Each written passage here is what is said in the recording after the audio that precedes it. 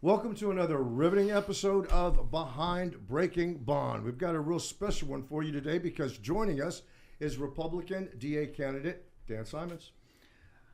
Thank you, Randy. I appreciate you having me here today. We're glad you're here. And over there is... Way over here in the bullpen, Andy Kahn, Director of Victim Services, Crime Stoppers. One of the things that I wanted Dan to talk about today is you've had a very interesting life. You kind of had a hard upbringing. Tell us about what your childhood was like. Well, most of my childhood, I was homeless and in foster care. We lived in tents, motel rooms when we can get them, campers, backseat of cars. Were you in Houston then? I was actually in Beaumont and Port Arthur area. And about 5 years old, the state of Texas came in the middle of the night and took us and put us in foster care. And I'll tell you right now, foster care was worse than being homeless. Really? I don't think they qualified people very well, and it was not a very pleasant experience. And you had siblings, right? 4 brothers and 1 sister. They put 4 of us together, and the other 2 went somewhere else. And later on, my dad was able to get us out, but still, nobody in my family had ever really thought about education being a big point. So at 12 years old, I asked to move in with friends that I met through the Salvation Army, and I was able to graduate high school living with friends. That was a first for your family, right? Your parents, they didn't graduate from high school? My dad got to the 6th grade, my mom got to the 8th grade, and prior to that, it was the first time anybody in my family's graduated high school. What got you from kind of a terrible childhood to being one of the first people in your family to graduate? Well, it's going to go a little deep on you, okay? It's about worth. Growing up, my mom, my dad, my siblings got all a SSI check, but I passed the test and didn't. I was a liability. So for me to feel like I could stay around, I basically had to make it that I was an asset and not a liability. So I was always driven to outwork everybody to show that I'm an asset. And that was early on, and it just kind of matriculated into my entire life is to always work and outwork to be an asset versus a liability. So that's where that came from.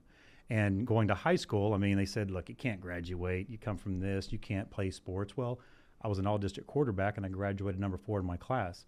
But when I left high school, the family I lived with said, Dan, you're on your own. There's nothing we can do for you. So at 18 years old, I was on my own. So I joined the Air Force, which is pretty much the only choice I had. But I wanted to be a cop. I wanted to be a cop because one day I was in the Air Force. I signed up for one tour.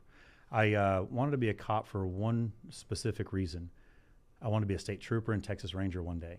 Well, what was that all about? Well, predators prey on the poor and the weak and the vulnerable. Yeah. And I was not spared as a kid. Between the ages of 8 and 15, I was a child victim. Nobody was there to give me a voice. Nobody was there to help me. Nobody was there when I needed it the most. So that's why I wanted to be a cop. And I was in the military, and while I was in the military, at 19 years old, I took my biological dad in as my dependent. He was almost killed in a boating accident, and nobody can take care of him. So in the military, he became my man-child. I don't think any child should have to go through that, and I certainly took off more than I can chew. I was overseas in San Vito Air Force Base in Italy, and my dad just had surgery, and I had somebody taking care of him, and I had a decision to make. The person taking care of my dad left, and they said, look, Dan, we're going to bring you home, but you got a choice to make. We're going to let you out of the military early with a hardship, or you got to give your dad up as a dependent. I sacrificed my military career for my father. I would do that again and again That had to have been hard, though, because it wasn't father knows best, right? I mean, he wasn't like a great dad. Well, you don't turn from responsibility when you take on responsibility. And it cost me my military career, which I loved. But, everything has a path, and I managed to end up in a different career altogether. And later on, when I came down here to go to college at 27 years old, I started Angelina Junior College. I still took care of my dad. I still had to work out of state. I worked in Vail, Jackson Hole, Maui, Park City. I still had to work because I still had responsibility. And I went to Sam Houston State University. Where you started college pretty late in life at 27, right? They call that a non-traditional student, too, by the way. Right. I'd sit back in the class and try to blend in, and the professor's like, we want to thank all of our non-traditional. Mr. Simon, stand up. I'm like, will you please? I'm just trying to blend in here. But I did graduate number 1 out of 1,108 students in 2008 from Sam Houston. What was your major? Business marketing. Okay. And I Got accepted down here because at the same time, my dad is still my dependent and he was fighting cancer. So we had to drive to MD Anderson twice a week from Lake Livingston. So I needed to be close.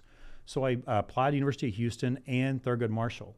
I never heard from University of Houston, but Thurgood Marshall accepted me to go to law school. And this is what I was told.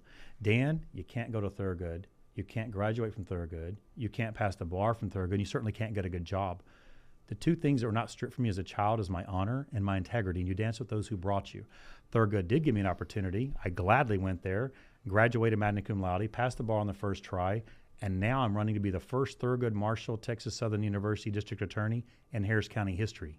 What made you decide to go into criminal law? Because at first you were looking at more like tax law, right? Well, I actually, when I got done with Thurgood Marshall, I went to University of Houston for my master's in tax law.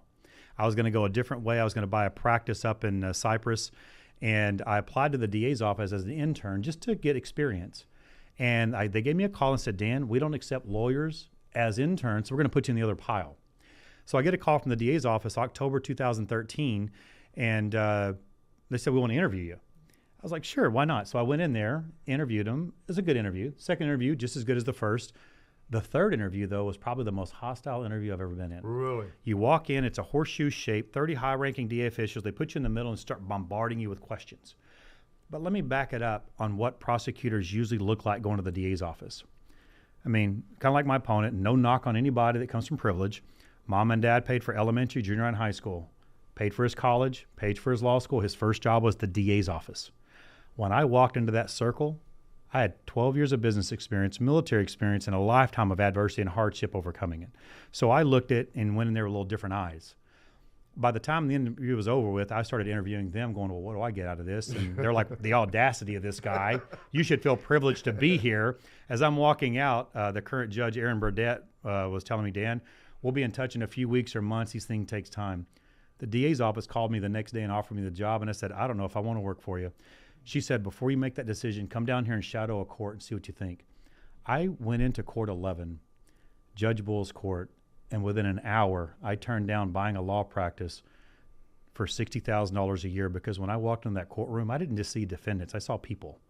I understand and see things differently, and it reminded me on why I went to the military in the first place. This is where I can do the most good. That's why I picked the DA's office. When you were with the DA's office, you did just about every kind of case, correct? I went in there with a desire to try cases, and it did not matter. I tried over 70 trials in less than 3.5 years, and 8 months of that I was on the sidelines at intake or juvenile. So I went in with the idea of working. I'm a workhorse. Most prosecutors get about 20, 22 trials in 3 years. I did over 70. And I didn't go in there to fraternize. I didn't go in there to party and do all that. I went there to work. I wanted to learn everything I could do. I did all different divisions of intake. I was assigned to intake. I volunteered for the intake shift. I worked DWI intake. I worked in the family violence division. I was a misdemeanor court chief. I also worked in felony cases as well. And after 3.5 years, I left and I ran for judge. And I ran for judge against a very popular 16-year incumbent. And who'd you run against? That was Judge Jay Carahan. He's did a lot of work, good judge, but he made one mistake. He stepped off of his bench, went into another courtroom to testify for his best friend's daughter. When you lose your judicial independence, you lose your bench. What year was it that you ran for? That was 2018, and So you won in the primary. I won in the primary, I think 71-29, and against a very popular incumbent in a race they said that you can't win. But then Beto wiped us out in November. So I've been doing criminal defense the entire time since then. I'm a criminal defense attorney longer than I was a prosecutor. I love what I do for a living. I just basically are changing clients. One is estate and victims. The other is protecting defendants' rights. And that's what a good defense attorney does. It's not about getting people off or out of a charge. It's making sure, holding the state to their burden and doing the job. Do you think that you're a better prosecutor if you've been on the other side of it, if you've been a defense attorney too? Absolutely. I cannot stress enough that I really hope that I could work out something in the DA's office, and it is hypothetical. I'd like to have prosecutors that have never been a defense attorney to maybe interchange with the PD's office temporarily to see what it looks like from that side, just so they know what it looks like when a defense attorney comes up and talks to you and how it's perceived. And I think having that balance will basically make it easier for me to fix all the little small things that I think that I can improve in the DA's office. What made you decide to run for DA? Kim Ogg was not removed for crime. She wasn't removed for the failed bond system in Harris County. She was removed for going after public corruption, doing her job. Sometimes good people have to step up and do the right thing, even when it's not in their own best interest. And I bought danforda.com 5 years ago. I knew one day I wanted to be district attorney. I didn't think it would be running this soon, but I knew that I wanted to do it. That's what my dream was to be one day. Whenever I saw all the things playing and Sean came out and announced, and then all of his supporters, and you kind of see where you have Lena come out and endorse him on county property, Sylvester Turner, Rodney Ellis, and then, of course, George Soros giving him over $2 million. When you see that happening, you're like, no, we need to keep the DA's office independent. It has to be independent of politics. We don't do favors in the DA's office. And when you align yourself and you start basically overpromising everybody, you can't live up to it. And I don't owe anybody anything. And I've been running pretty much an independent, moderate Republican campaign this entire time. I want to keep the DA's office independent of all politics. But the main reason is Kim was doing her job and she got removed for doing her job, and that's just wrong. What's it been like running? Is it like you thought it would be, or no? I can say this with certainty. I'd like to thank Jay Carahan, because that man was a worker. When I ran in 2018, he was all over the county, and it taught me a lot about politics. And what I've learned from that race to this race is I have been running nonstop since March. What's it like running? I mean, define running. Well, on an average day. All right, average day for me is, well, first off, I run my own practice. I still have my criminal practice. Yeah, I was going to say you still have to go to work. I still have to go to work. I still have clients. I get up in the morning, go to court, take care of my cases, go to lunch. If there's a luncheon going on, I'll go home, do my calls to donors and anybody, other voters I can reach out. I also have clients calling me, hiring me. I still got to do my partial look at evidence, things like that, in between going to different functions and events all over the county, which, by the way, Harris County is a big county. Yeah. By the time I get done, it's about 9, 10 o'clock at night, and then I'll do all my criminal prep work between 10 and about 3 a.m., be prepared for court the very next day, because I pride myself on being prepared and getting my cases resolved in a very timely manner for my clients, one way or the other. So none of my clients have been put at a disadvantage by me running, because I've stayed on top of the cases. But you're pretty grassroots, right? I mean, it's not like you have a lot of money behind you. You don't have, right? I don't have the Mueller money by any means. I don't have that. And, I've been an underdog most of my life. I have been attacked most of my life. I know what it means to fight. And this is just one of those fights, and it is one of those grassroots campaign. I have managed to close the gap, and I think financially we're sitting about $3,000 or $4,000 above my opponent as of yesterday. So we have made some inroads. And when I first started running, they said, it's impossible, you can't win. I've heard that word in my entire life. You can't do this, you can't do that, it's impossible. Well, guess what?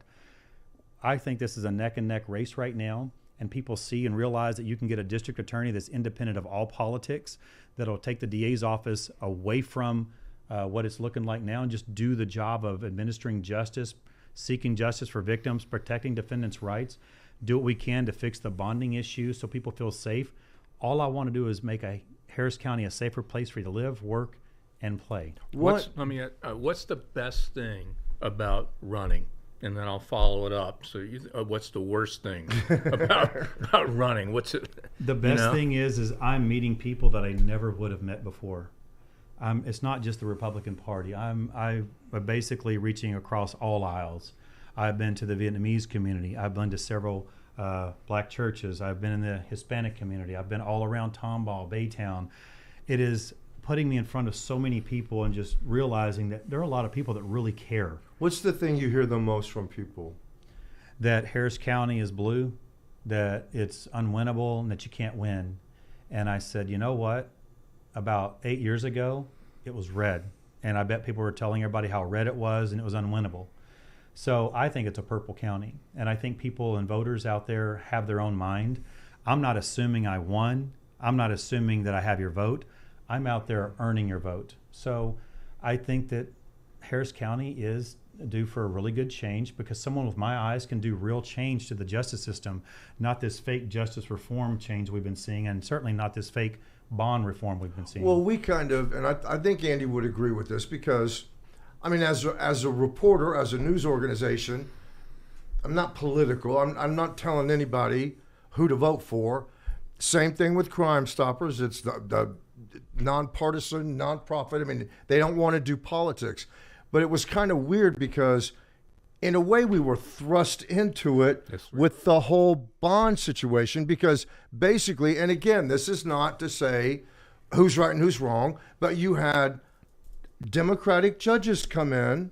Many of them were new to the whole thing. I mean, they really were never in courtrooms a lot before. And there was this whole idea of we're going to reform the criminal justice system. And one of the ways we're going to do that is we're going to try to get as many people as we can out of jail. Am I right? No, absolutely, and that's why we started seeing that trend. And we started the numbers clearly indicated. The data shows the amount of people that were being, and it wasn't just we didn't care about one bond. Everybody's entitled to that. Exactly. Where we started seeing was the repetitive bonds, the motion to revoke bonds, everything, and that's why we started doing that series. Well, and you had a pretty high threshold. Thank you, to begin with, because the defendant, you had to be out on multiple bonds, not just one bond. And a violent offender, you had to be a violent offender. You had to be out on multiple bonds, or you had to be given a personal recognizance, PR bond. And then, only then, if you were charged with murder, did you make the list. So, for example, if you were out on one bond and charged with murder, you didn't make that list, period. Right. It had to be multiple or a PR bond. And Kim Ogg was one of the few Democratic office holders that did, she was sounding the alarm. She would go to Austin to go, to these legislative sessions and talk about, hey, this is an issue. This is driving crime. But I guess where I'm finally getting to my question is, what can you do as the DA? Because again, it's not the DA's office that's setting bonds, it's judges that are setting bonds. And that's what I want to make sure everybody in the public understands this, that the district attorney and the prosecutors do not find people guilty or innocent. The district attorney does not set bond, and the district attorney does not find probable cause. Right.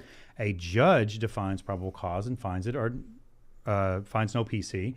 They also set the bond. The DA's office can ask and request, and I want to be able to give the judges the tools they need to set the appropriate bond.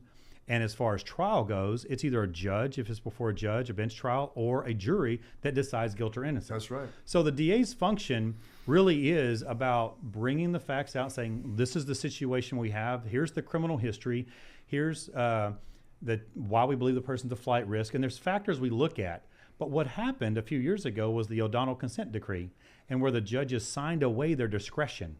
So when you ask, why does somebody get 15 and 16 personal recognizance bonds, is because they're not allowed to look at their criminal history, right, pending cases, or if they're a flight risk. And when that started out, I think everybody would agree, no one wants to see somebody sitting in jail because they can't afford to post a $400 or a $500 bond for drug possession or shoplifting. That is wrong, because you end up probably serving more time sitting in jail.